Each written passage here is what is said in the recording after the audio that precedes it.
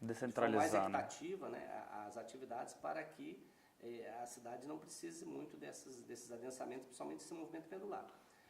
De qualquer forma, também isso implica que você precisa melhorar a infraestrutura, não só de transporte, mas a infraestrutura viária como um todo, né? Então, esse é outro problema, porque a questão do uso e ocupação do solo, né, que acontece ainda de uma forma, às vezes, não conectada com a realidade. Vou dar um exemplo aqui também de vocês, de coisas que a gente vê no dia a dia. Nós temos uma revendedora de veículos ali na Catalão, né, que permitiram que ela ficasse no nível bem acima, né, da caixa da via, né? Então ela está lá no topo do morro. Tá? Só que quando ela foi instalada lá, para a visibilidade é bonito, né? A vista é muito bonita e tal, mas esqueceram que esses veículos têm que chegar lá, né?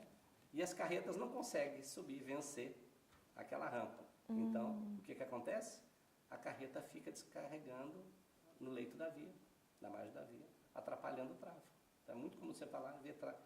Então, ou seja, quem deu o licenciamento, diz, peraí gente, vocês vão botar aí, como é que os carros vão chegar aí? Tem elevador? Como é que vai ser? Né? Então, foi criado um problema que é falta de planejamento. Sim. Né? Então, a gente vê muito isso, né? De repente, põe um supermercado no lugar que não deveria ser, ou um banco, e acaba atrapalhando, né, a circulação como um todo. Ainda existe isso, né? Infelizmente, os órgãos da mesma administração às vezes não se comunicam direito, entendeu? E geram esses problemas. Né? Então, essa questão do planejamento urbano é mais nesse sentido, de você realmente entender como é que é a dinâmica da localidade, da cidade, e tentar já se antecipar a esse tipo de problema. Então, basicamente é isso. A gente sabe que na maioria dos casos a gente tem cidades planejadas, como a gente estava conversando sobre Brasília, Belo Horizonte, que tiveram seus problemas, mas a maioria das cidades nenhum planejamento tem, né? Elas surgem espontaneamente, considerando o mundo todo. Isso que eu estou falando, esse uso e ocupação do solo não é respeitado, fica a cargo do mercado imobiliário e obviamente que o mercado imobiliário, a tendência é tirar o máximo de proveito daquela espaço de pedaço de terra que tem, né? Mas, se não houver uma gestão firme, acaba acontecendo isso, né? Essas questões que a gente vê, né? De loteamento irregular, né? Somente invasão, toda hora a gente vê. Aqui mesmo, né? No Anel, né? Surgiu de repente do nada ali, uma favela na margem de quem vem. E aí pergunta, poxa, mas por que o poder público não age? Aí a prefeitura diz, não, mas aquilo é área federal, não. O governo federal está lá preocupado com os problemas dele, não está preocupado aqui, né? Ou seja, a prefeitura devia proibir esse tipo de coisa. Que depois, se quiser expandir aquela área, já não tem mais que estar ali, cheio de famílias, ocupando. Né? Então, essas são coisas que vão acontecendo dia a dia, né? Enquanto a gente está falando aqui, está subindo o prédio aí, e muitos irregulares, com certeza.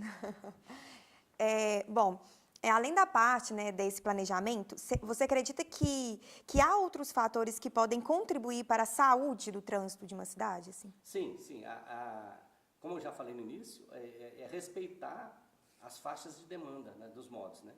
Então, o que isso prevê? A gente precisa estabelecer uma matriz equilibrada, né?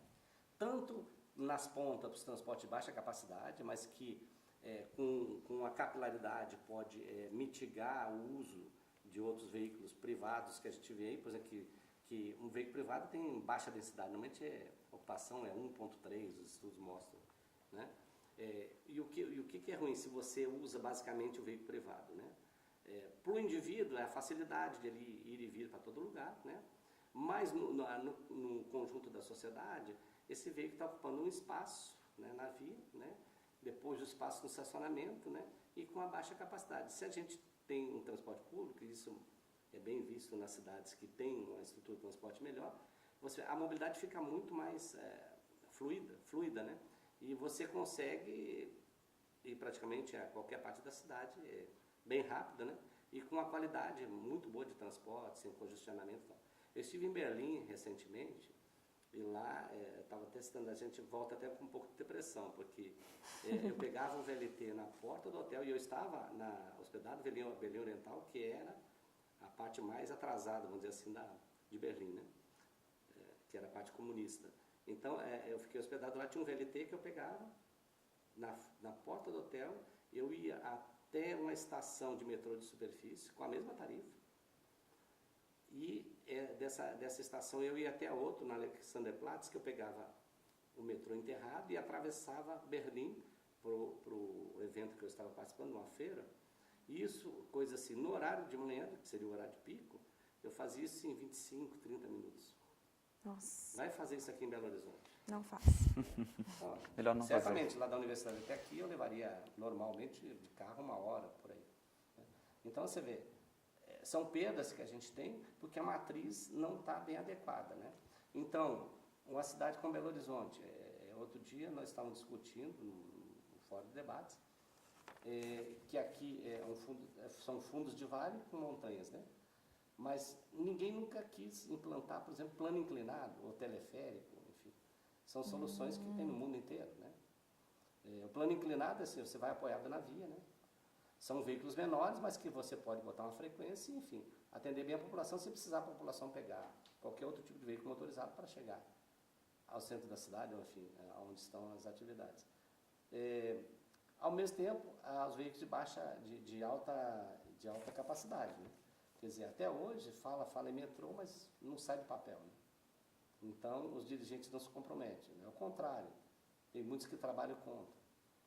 Vem essa história, porque é caro. Eu falo assim, sim, já tem vários estudos apontando, inclusive São Paulo, qual é o custo social de você usar uma matriz equivocada, como essa, baseada só nos modos rodoviários, né? O custo é muito alto, né? Eu até cito lá para os meus alunos algo que vocês talvez nem tenham percebido. Antigamente, quando nós íamos comprar esses eletrodomésticos da linha branca, por exemplo, geladeira, máquina de lavar, você comprava e dizia assim, eu te entrego amanhã às 10 horas, por exemplo. Né? Hoje, eles sequer dizem o dia da semana. Porque não sabem que a mobilidade está tão restrita que eles falam o seguinte, então, a hora que a gente conseguir viabilizar a entrega, a gente telefona antes. E avisa. É assim que funciona, entendeu? Ou seja, as próprias empresas que trabalham e precisam da mobilidade têm dificuldade nessa relação. Isso acaba gerando custo, porque não consegue realizar suas tarefas do dia, que fica acumulada para outra, né? Então, na logística hoje, tem pessoas que estudam isso, né? De maneira a mitigar o que deixou de ser feito. Enfim, essa é a nossa realidade. Né? Faz muito sentido. Mais alguma coisa? Não, acho que é só. Então, muito obrigada, Nilson, pela sua presença. A gente fica muito grato pela sua presença aqui. Qualquer outra discussão. E vocês continuem com a gente na nossa revista online. Até a próxima. Ok? Ok. Começa a bater um papo só para poder gravar. Só para gerar. Tá. Tipo. Gerar alguma coisa? Ou não vai cortar direto? Não vai ter. Não pode editar. Como é que vocês chegaram?